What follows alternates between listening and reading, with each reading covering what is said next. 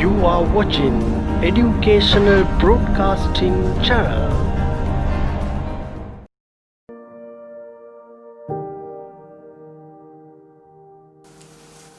ආයුබෝවන් ආදරණීය දුවේ පුතේ අපි උසස් පෙළ ගිණුම්කරණය පාඩම කතා කරන්න ප්‍රථම පිවිසුම තමයි මේ ගන්න.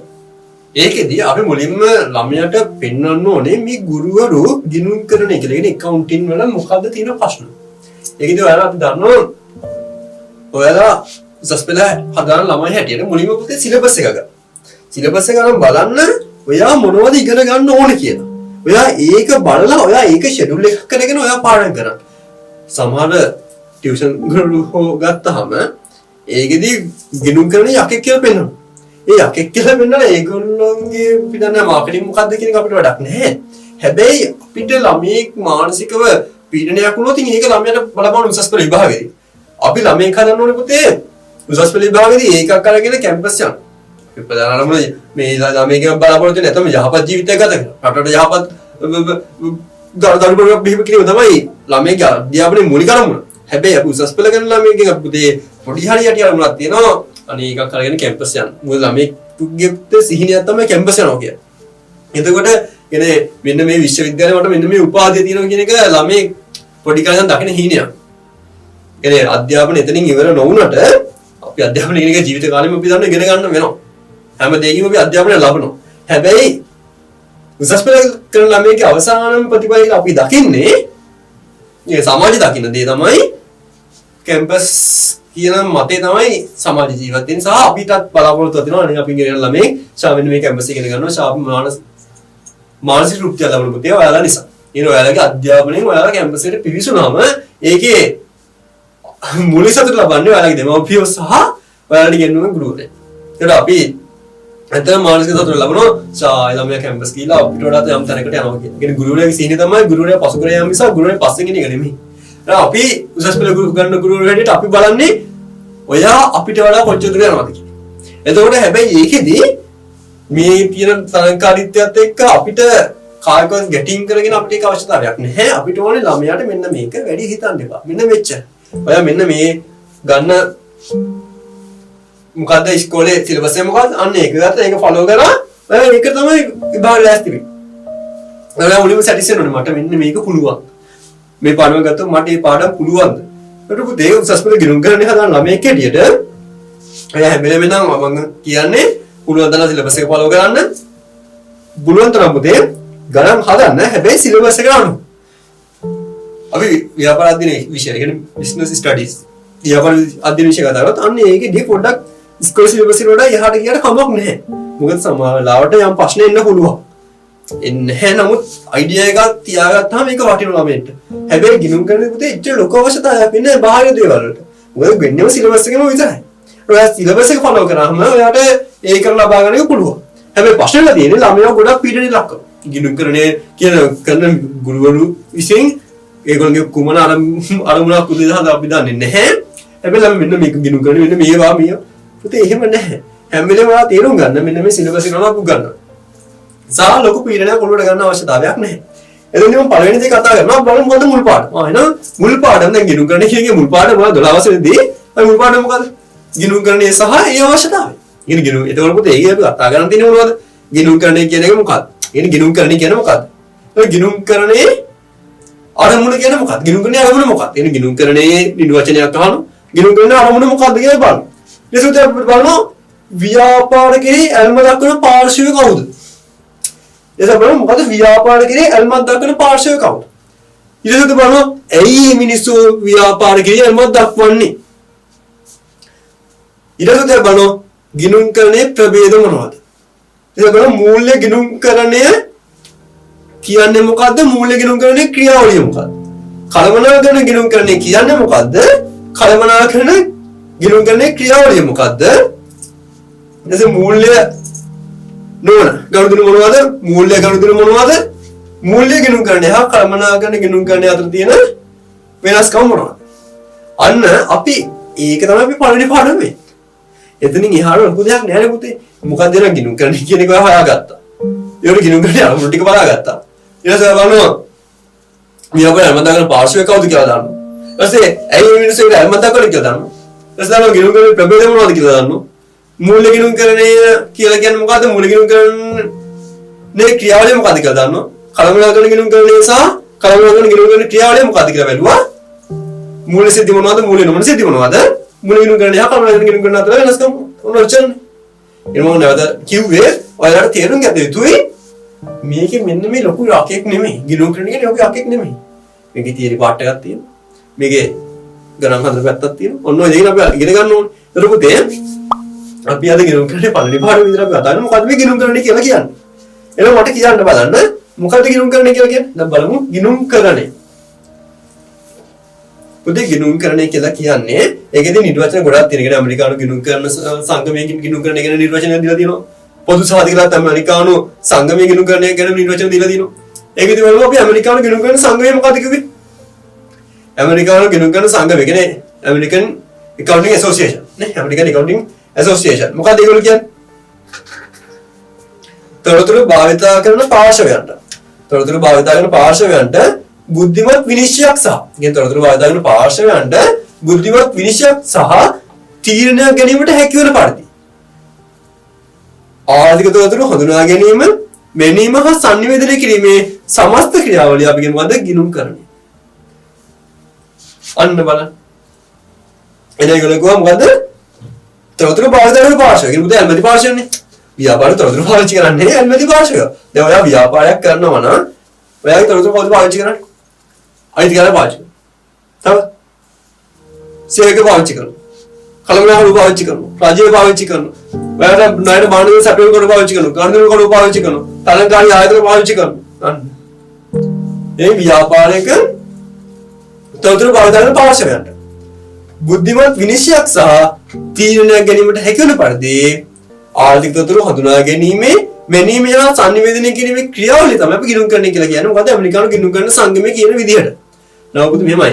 අපි ඔය නිර්වචන ගොඩක් ගන්නවා, නිර්වචන රාශියක් තියෙනවානේ. අරයා මෙහෙම කිව්වා, මෙයා මෙහෙම කිව්වා, අරයා තව කෙනෙක් කිව්වා. ඒ නිසා අපි පොදු නිර්වචනයක් ගන්නවා. මොකද්ද ගිණුම් කරන්නේ කියලා කියන්නේ? මොකද්ද ගිණුම් කරන්නේ කියලා කියන්නේ? පුතේ ගිණුම් කරන්නේ කියලා කියන්නේ ඇල්මත් දක්වන පාර්ශවයන් කිසියම් ගිණුම් කරන එකකයකට අදාළව ඇල්මත් දක්වන පාර්ශවයන්ට තීරණ ගැනීම සඳහා ආර්ථික තොරතුරු සැපීමේ සමස්ත ක්‍රියාවලිය.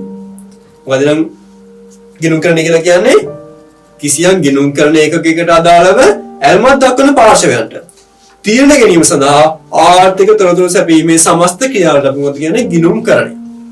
එනකොට මේ ගිණුම් කරන්නේදී එහෙනම් මූලික කරුණු මොකද්ද? ගිණුම් කරන මූලික කරුණු තමයි මොකද්ද? ආර්ථික තීරණ ගැනීම සඳහා තොරතුරු සම්පාදනය කිරීම. එතකොට මොකද මේ ගිණුම් කරන්නේ පුතේ තොරතුරු තියෙනවා එකක්. ගිණුම් කරන තොරතුරු. accounting information. ගිණුම් කරන තොරතුරු පුතේ තියෙන එකක් ක්‍රමානුාත්මක තොරතුරු. quantitative information ප්‍රමාණාත්මක තොරතුරු. අනිත් එක ප්‍රමාණාත්මක නොවන තොරතුරු non quantitative information.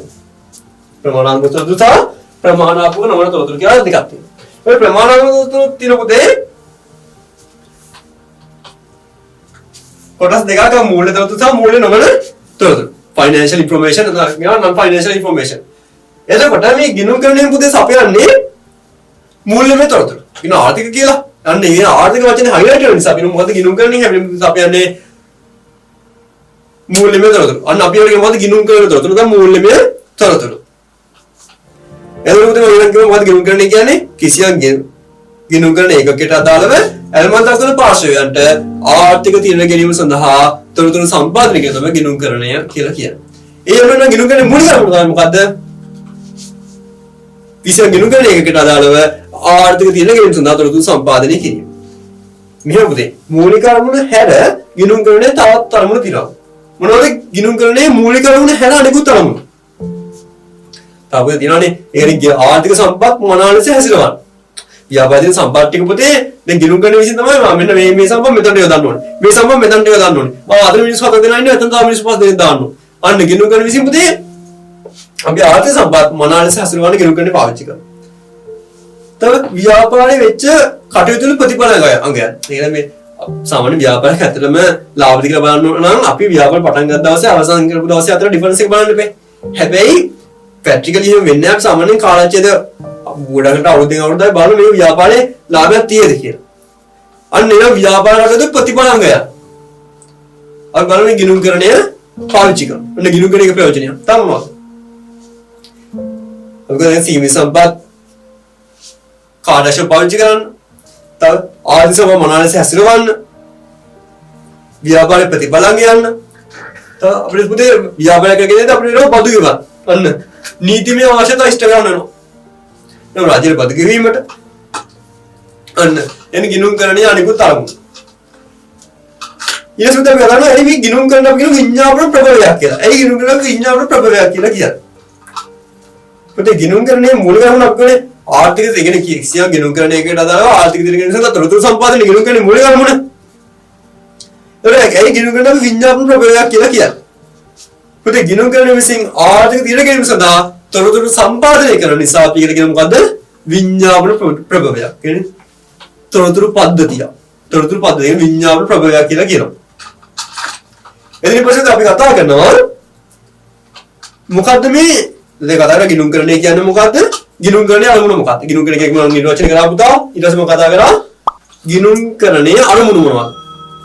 එදින ඉහළම පුතේ මොකද ව්‍යාපාරය කිරිය අල්මත් දක්වන පාර්ශවය. ඒ පුතේ ව්‍යාපාරයේ අල්මත් දක්වන පාර්ශවයන් කවුද? ව්‍යාපාරයේ අල්මත් දක්වන පාර්ශවයන් කවුද? ඇයි මේ පාර්ශවයන් ව්‍යාපාරයට අල්මත් දක්වන්නේ? ව්‍යාපාරයක අල්මත් දක්වන පාර්ශවය කවුද? ඇයි ව්‍යාපාරයට අල්මත් දක්වන්නේ? අනුව දැන් පළවෙනි දේ කතා කරමු ව්‍යාපාරයක අල්ම දක්වන පාර්ශවය. ව්‍යාපාරයක අල්ම දක්වන පාර්ශවය. අල්මක් දක්වන පාර්ශවය. සහ ඒ මිනිස්සු ව්‍යාපාරයට අල්මක් දක්වන්නේ. මොකද පුතේ හේතුව? එහෙනම් පුතේ පළවෙනි දේ කතා කරනවා ව්‍යාපාරයක අල්ම දක්වන පාර්ශවය අල්මක් දැක්වීමට හේතුව. ඇයි අල්මක් දක්වන්නේ? කවුද ව්‍යාපාරයට අල්ම දක්වන පාර්ශවය? අයිතිකරු. අන්න බලන්න. අයිතිකරු බලනවා අපේ පළවෙනි දේ තමයි අයිතිකරු. එයා ව්‍යාපාරයක් දානවා නම් ඔයා ව්‍යාපාරේ කවුද? ඔයා තමයි ඕන අයිතිකරයා. ඒකට අපි දන්නවා ව්‍යාපාරය එක සංකල්පයක් අනුව ව්‍යාපාරය සහ ව්‍යාපාරය කියා කියන අයිතිකාරයා එක්කෙනෙක් නෙමෙයි දෙන්නේ. හැබැයි ප්‍රධානම අයම දක්වන පාර්ශ්වය තමයි ඔයා. ඔයා ලක්ෂ 5ක් දාලා ව්‍යාපාරයක් දැම්මොත් ඇත්තම ඔයාට හිමිකමක් තියෙනවා, ඔයාට අයිතියක් තියෙන පුතේ ලක්ෂ 5ක. එහෙනම් ඔයා ව්‍යාපාරේ ලක්ෂ 5 සම්බන්ධව කොට බලනවා ව්‍යාපාරෙ මොකද උනේ? තියෙනවද නැද්ද? කවුද තමන් ලක්ෂ 5ක් දාලා ලක්ෂ 5 අතට දාන්නේ නැහැ නේ මිනිස්සේ. කොට හොයලා බලනවා. එහෙනම් අයියා මම දක්වන එකට. එයා බලමුතේ මං යෙදුව ප්‍රාර්ථනාවට ප්‍රමාණවත් පොලියක් ලැබෙයිද? අන්න පළවෙනි එක. තමන් යෙදුව ප්‍රාර්ථනාවට ප්‍රමාණවත් ආදායම ලැබෙනවද? පොලියකෝ වෙනියම් දෙයක් ආදායම ලැබෙනවද? තව තමන් යෙදුව සම්පත් සුරක්ෂිතව තියෙනවද නැද්ද? ඒක කල්පනා ගත්තත් දන්නේ නැද්ද? දන්නේ නැහැ. අන්න ඒක නිසා බලනවා තමන් යෙදුව ප්‍රාර්ථනාව සුරක්ෂිතව තිබෙද නැද්ද යන නිගමනය කරගන්න. අනික තමන් යෙදුව ප්‍රාර්ථනාවට ප්‍රමාණවත් ආදායම ලැබෙනවද නැද්ද? දැන් මෙහෙමනේ ඔයා ලක්ෂ 5ක් දනවනවාට විකල්ප තියෙනවා. අපි ඔයාලා දන්නවා ගොඩක් කරලා කොමර්ස් කරනවා ඔයා කරනවාදී ආර්ථික විද්‍යාව. ඒක අපි දන්නවා ආවස්තික පිළිවෙලනේ. ආවස්තික පිළිවෙල කතා කරන්නේ මොකද්ද මේ ලක්ෂ 5 වල පුළුවන් එක්ක බැංකුවේ දාන්න පුතේ. අන්න ලක්ෂ 5 බැංකුවේ දාන්න පුළුවන්. ලක්ෂ 5 බැංකුවේ දැම්මොත් ඔයාට 110ක පොලියක් හම්බුනොත් ඒ රුපියල් 5000ක් හම්බ වෙනවනේ අවුරුද්දට පොලිය. එහෙනම් ඔයා බලනවා මේ ව්‍යාපාරයෙන් අඩු ගානේ 50000 නිකම් ඉඳලා 50000. ඒ ලක්ෂ 500ක 50000යි එනේ ඒක නිකම් ඉඳලා 50000 නේ. අන්නේ 50000 පළවෙනි ඔයාගේ ඉන්කම් එක. නැත්නම් ඔයාලා මේකෙන් ගන්න පුළුවන් මේ ලක්ෂ 5ක් ගන්න කුරුඳු දෙනවා ලක්ෂ 5ක් කුරුඳු දෙනවා ගන්න බෑ. අපි ගත්ත කියමුකෝ. ආයෙත් මේකෙන් එනවා අවුරුද්දට ලාභ වෙනවා 70000 ලාභ. මෙතන මේ ව්‍යාපාරය යට කරනවා. ව්‍යාපාරය යට කරනවා. ඉතින් අඩු ගන්න ව්‍යාපාරෙත් ඊට වඩා ප්‍රොෆිට් එකක් එනවා සෝරි. 110 නෙමෙයි. කීයක් හරි 100 කීයක් හරි 70000ක ලාභයක් එනවා. ලක්ෂ 5ක්. ඒක දැන් මෙතන ලක්ෂ 5ක් ඔයා දානවා. එන ඔයා කාවස්තික පිළිවෙල ඇතුළේ ඔයාට කුරුඳු දෙම ගත්තොත් ඔයාට 70000ක් එනවා. අවුරුද්දට ප්‍රොෆිට් එක. ලාභය. එහෙනම් අන්න ඔයා ඒක කැප කරලා මේ ව්‍යාපාර පුතේ දාන්නේ ඊට වඩා ලොකු ඊට වඩා පොඩි ආදායයක් වැඩි කරගන්නේ. අන්න ඒක තමයි පුතේ අපි බලනවා ව්‍යාපාරයේ ඇත්තටම මේක දේ වුණාද? මම ඉදු ප්‍රාදාන ප්‍රමාණවත් ආදායමක් ආදායක ප්‍රමාණවත් ආදායම වෙන්නේ නම් 70000ට වඩා චුට්ටක් හරි වැඩි වෙන්න ඕනේ. නැත්නම් ඉතින් මේ මොනස ලාභය ඊට වඩා ව්‍යාපාරයක් දාන්නේ. මේ කුණු ඊටම කරන දාන්නේ. අන්න යා ව්‍යාපාරයක් පුතේ ආයෝජනය කරන්නේ මේ යාගේ අවස්ථික පිළිවෙල. ඒ කියන්නේ ඊළඟ හොඳම අවස්ථාවක් කැප කරලා යාගේ ඊළඟ හොඳම අවස්ථාව තමයි කුරුගෙඩම. හැබැයි ඒකත් අපි කියන අවස්ථික පිළිවෙල කියලා එයා ඒකත් කැප කරලා තමයි මේ ව්‍යාපාරය සම්පූර්ණ. අන්න එනම් යා එල්මක් දක්වනවා. එයා ඒ දු ප්‍රාර්ථනයට ප්‍රමාණවත් ආදායම ලැබෙනවද නැද්ද කියලා. තමයි ඒ ප්‍රාර්ථන සුරක්ෂිත තිබෙනවද කියලා බලන්නත් ඕනේ. ආදි කල්පනාව කොයි වෙලේ චුවරනේ. කොයි වෙලේ අරන් යයිද කියලා කියන්න බෑ. ඊළඟ එල්ම පස්සේ තමයි අපි කතා කරන්නේ කවුද? කලමනාකරු. ඒ කලමනාකරුව එල්මක් දක්වනවා. ඉතින් කලමනාකරු බලනවා ඒගොල්ලෝ අතීතයේ හදපු සැලසුම් වල ප්‍රතිඵල අගයන්. එයා කලින් හදපු සැලසුම් සාධක බලන්න. තව අනාගතයේදී සැලසුම් සකස් කරනවා. අතීත සැලසුම් මත පදනම අනාගතයේදී සැලසුම් සකස් කරනවා. තව ව්‍යාපාර කටයුතු අනාගතයේදී පුළුල් කිරීමට අවශ්‍ය කටයුතු කරනවා. අන් කලමනාකරුව ගිනුගන පිළිබඳව අල්පත් දක්වනවා. ඊළඟට අපි කතා කරනවා සේවකයෝ. ඒ සේවකයෝ මේ ගිනුගන කටයුතු වලට අල්පත් දක්වනවා. ඉතින් සේවකයෝ බලන මේ ව්‍යාපාරේ දිගින් දිගටම පවතන ව්‍යාපාරයක්ද? දැන් හිතන්න අද මේ ව්‍යාපාර ලාභය 40000යි. ඊළඟ වර්ධ ව්‍යාපාර ලාභය 30000යි. ඊට පස්සේ අවුරුදු 20000යි. ඉතින් මේක එන්න මයිනස් වෙනවා. ඒක අඩු වෙනවා. ඒකට පුතේ සේවක කල්පනා කරන මේකේ තව කියා කියලා ඇති වැඩක් නැහැ.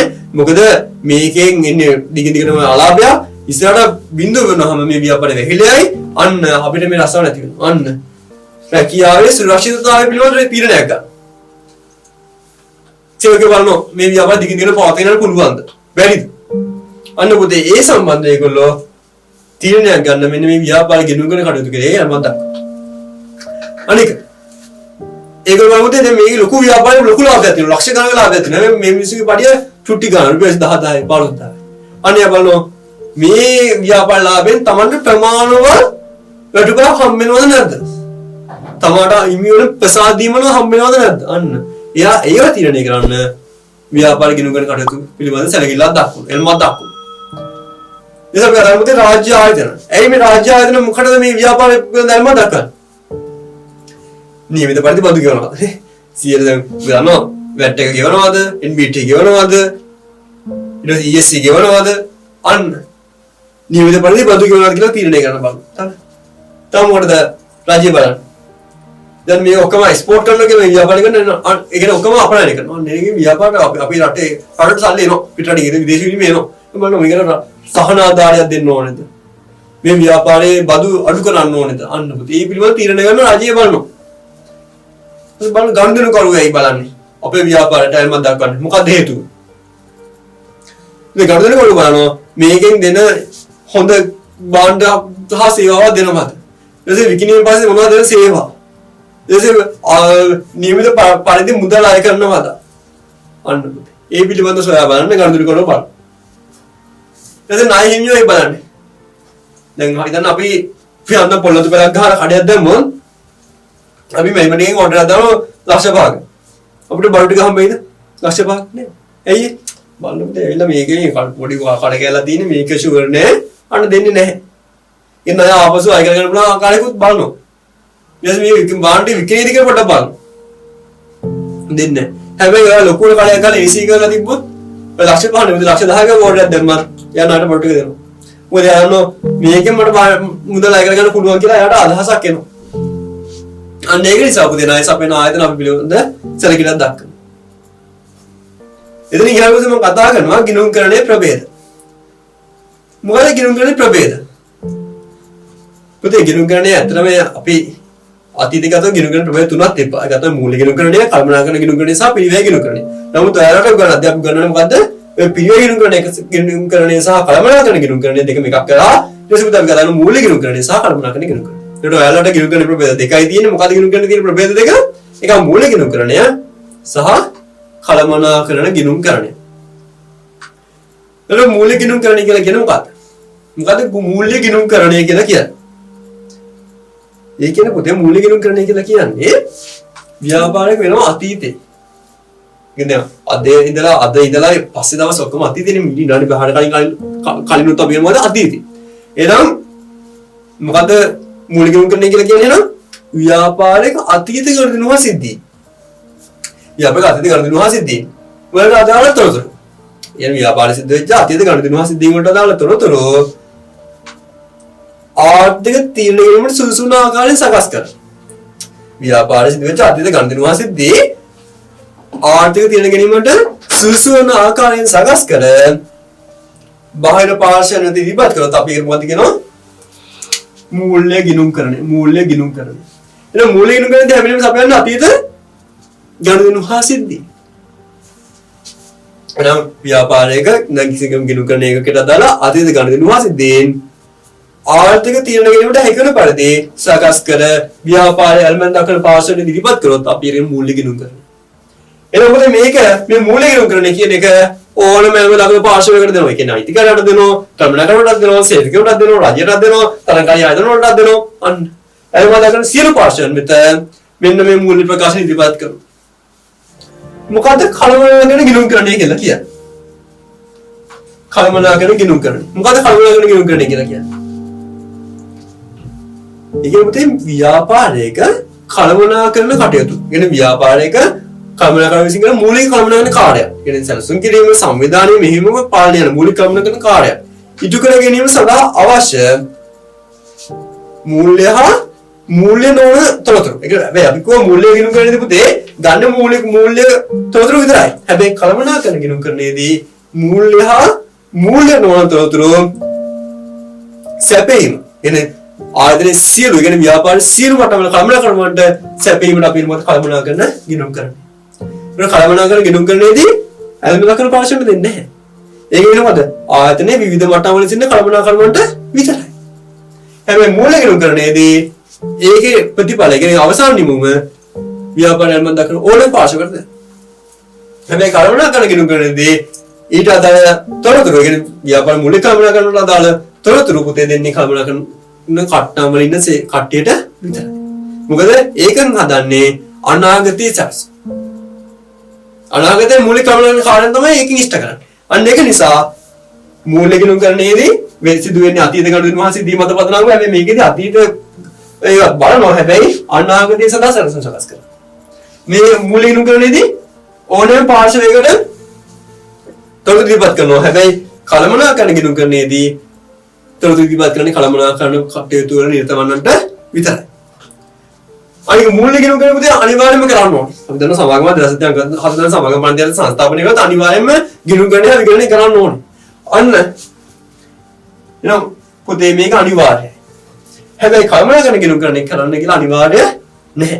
ඒක කැමති කරන්න නම් ගන්න පුළුවන්. අනික මූල්‍ය ගිණුම් කරන පුතේ පාවිච්චි කරන්නේ මූල්‍ය ඒ මුලින්ම අනිවාර්යයෙන්ම තොරතුරු විතරයි. හැබැයි මෙතනදී පුතේ මූල්‍ය මොනවාද පාවිච්චි අපි කරනවා. අනික පුතේ මූල්‍ය ගිණුම් කරන්නේදී සාමාන්‍යයෙන් පිළිගත් සැකස්මක් තියෙනවා. ගොඩක් වෙලාවට සැකස්මක් තියෙනවා. හැබැයි කළමනාකරන ගිණුම් කරන්නේදී පුතේ එහෙම සැකස්මක් නැහැ. ඒක මම හිතුවා ඔයාලට අදහසක් ආවා කියලා නේද පුතේ? එහෙනම් මොනවද අපෙන් අහන්න පුළුවන් මොකද්ද මූල්‍ය ගිණුම් කරන්නේ කියන්නේ මොකද්ද? කළමනාකරන ගිණුම් කරන්නේ කියන්නේ මොකද්ද? මූල්‍ය ගිණුම් කරන්නේ හා කළමනාකරන ගිණුම් කරන්නේ අතර වෙනස්කම් මොනවද? එහෙනම් මූල්‍ය ගිණුම් කරන එක දන්නවා. කිසියම් ගිණුම් කරන එකට අදාළ අතීත ගනුදෙනු වාසිදී මත පදනම්ව ව්‍යාපාරවල තියෙන ගැනීම සඳහා අල්මත් දක්වන පාර්ශ්වයන්ට ලබා දෙන තොරතුරු ඉදිරිපත් කරන තොරතුරු අපි නෝන මූල්‍ය ගිණුම් කරන්නේ. හැබැයි කළමනාකරන ගිණුම් කරන්නේ කියලා කියන්නේ අතීත ගනුදෙනු වාසිදී මත පදනම්ව ව්‍යාපාරයක විවිධ කළමනාකරන මට්ටම් වලට කළමනාකරනට මූලික කළමනාකරන කාර්ය ඉටු කිරීම සඳහා මූල්‍ය හා මූල්‍ය නොවන තොරතුරු සැපීමේ සමස්ත ක්‍රියාවලිය. පුතේ ඒකට කළමනාකරන ගිණුම් කරන එක අපි හදන්නේ අනාගත සැලසුම්. අපි මූල්‍ය ගිණුම් කරන්නේ පුතේ කරන අතීත ගනුදෙනු වාසිදී පමණයි. ඒක කතාරන මොනවද මේ මූල්‍ය ගිණුම් කරන නිසා කළමනාකරන ගිණුම් කරන අතර වෙනස්කම්? ඒ මූල්‍ය ගිණුම් කරන්නේ පුතේ මම කිව්වා අපි අතීත ගනුදෙනු වාසිදී මත පාවිච්චි කරන්නේ. හැබැයි කළමනාකරන ගිණුම් කරනදී අතීත සහ අනාගත සියලු තොරතුරු පාවිච්චි කරනවා. මූල්‍ය ගිණුම් කරන්නේ අල්ම දක්වන පාර්ශ්වය ඕන කෙනෙක්ට අපි ලබා දෙනවා පුතේ මූල්‍ය ගිණුම් කරන්නේදී. හැබැයි කළමනාකරන ගිණුම් කරන්නේදී තොරතුරු ලබා දෙන්නේ ව්‍යාපාරයේ විවිධ මට්ටම් වල කළමනාකරුවන්ට විතරයි. මූල්‍ය ගිණුම් කරන්නේ අපි ගන්න මුදලින් මනින්න පුළුවන් විතරයි පුතේ. හැබැයි කළමනාකරන ගිණුම් කරන්නේදී අපි මුදලින් සහ මුදලින් මැනිය හැකි සියලු තොරතුරු පාවිච්චි කරනවා. අවසාන එක මූල්‍ය ගිණුම් කරන්නේදී ඕනෑම පාර්ශ්වයකට අපි තොරතුරු දෙනවා කිව්වා. හැබැයි කළමනාකරනදී කළමනාකරන මට්ටම් වල විතරයි දෙන්නේ. අනික මූලික ගිණුම් කරන්නේදී ගොඩක් දුරට පැහැදිලි සැකස්මක් තියෙනවා. නමුත් කළමනාකරන ගිණුම් කරන්නේදී පැහැදිලි සැකස්මක් නැහැ. ඒ වගේම මූලික ගිණුම් කරණය සිදු කිරීම අනිවාර්යයි. නමුත් කළමනාකරන ගිණුම් කරන කටයුතු සිදු කිරීම අනිවාර්ය නැහැ.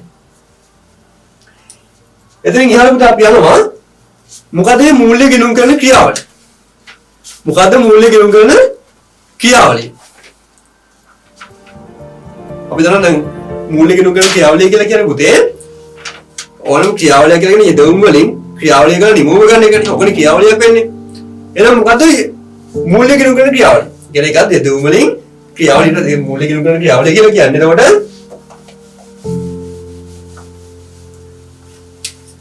යෙදවුම් අපි ක්‍රියාවලියකට භාජනය කළා අන්න නිමවුම ගන්න. එතකොට ක්‍රියාවලියක් කියලා කියන්නේ. ඒ මූල්‍ය ගිණුම් කරන ක්‍රියාවලියදී වෙන්නේ මොනවද යෙදවුම්?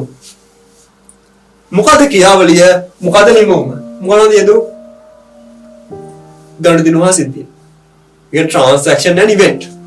ගනුදෙනුවා සිද්ධිය තමයි පුතේ යෙදවුම්. ඒ අතීතේ කරන්නේ මූල්‍ය ගිණුම් කරන වෙන්නේ හැම වෙලේම අතීත ගනුදෙනුවා සිද්ධිය එච්චරයි.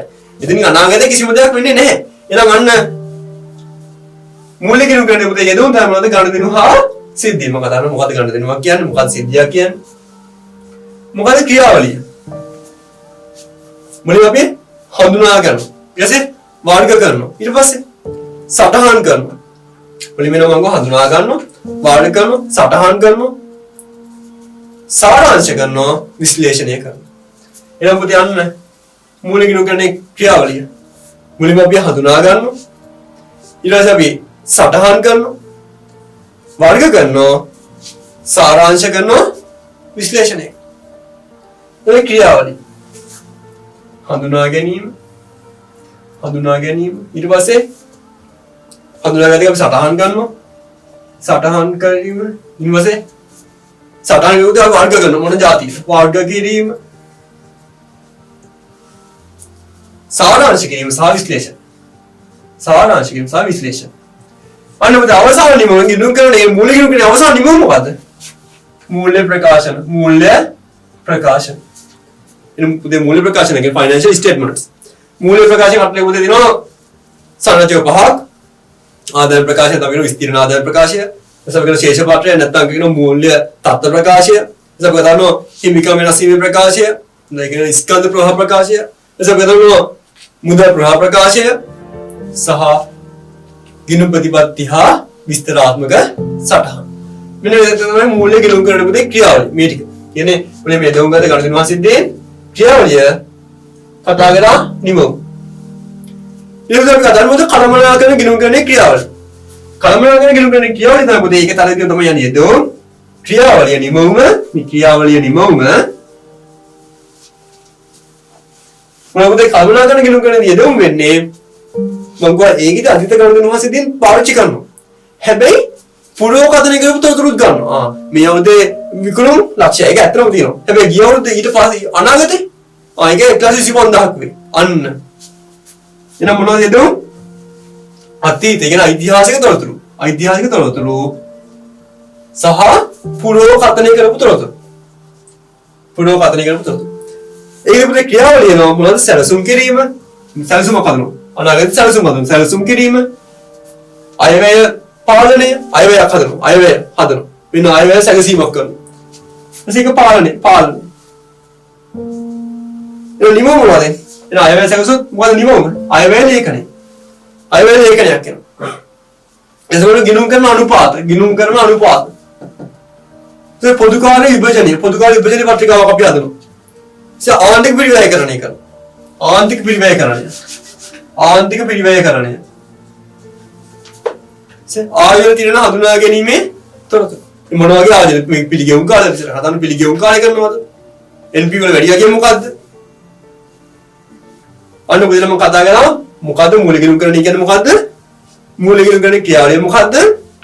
කළමනාකරන ගිණුම් කරණය කියන්නේ මොකද්ද? කළමනාකරන ගිණුම් කරණයේ ක්‍රියාවලිය මොකක්ද?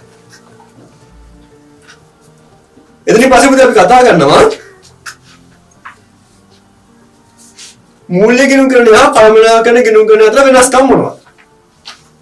එතකොට මූල්‍ය ගිණුම් කරණය මම කිව්වා අපි ඓතිහාසික තොරතුරු තමයි ගන්න. හැබැයි කළමනාකරණයේදී ඓතිහාසික තොරතුරු මොකද පදනම අපි අනාගත තොරතුරු ගන්න. සකස් කරනවා. මූලික ගණන් ගණනදී අපි අල්මැති භාෂාව ඕනම කෙනෙකුට දෙනවා. කළමනාකරණ ගණන් ගණනේදී අපි ලබා දෙන්නේ කළමනාකරුවන්ට විතරයි. ගණන් ගණනේ නිපුත මේක මූලික ගණනේ සාමාන්‍යයෙන් සකස්මක් තියෙනවා. හැබැයි මේකේ සකස්මක් නැහැ. ගණන් ගණනේ මූලික ගණන් ගණනේදී අනිවාර්යයෙන්ම ප්‍රකාශ ඉදිරිපත් කළ යුතුයි. හැබැයි කළමනාකරණ ගණන් ගණනේදී මේ ප්‍රකාශ ඉදිරිපත් කිරීම කළ යුතු වන්නේ නැහැ. ඉතින් ආදරණීය දුවේ පුතේ අපි මේ පළමු පාඩම මෙතනින් අපි අවසන් කරනවා. ඔයාලදී මේ ටික බලලා ගිණුම් කරන්නේ ඒ සාමාර්ථය ලබා ගැනීම ප්‍රාර්ථනා කරමින් මම නිහඬ වෙන්නම්. උත්සාහ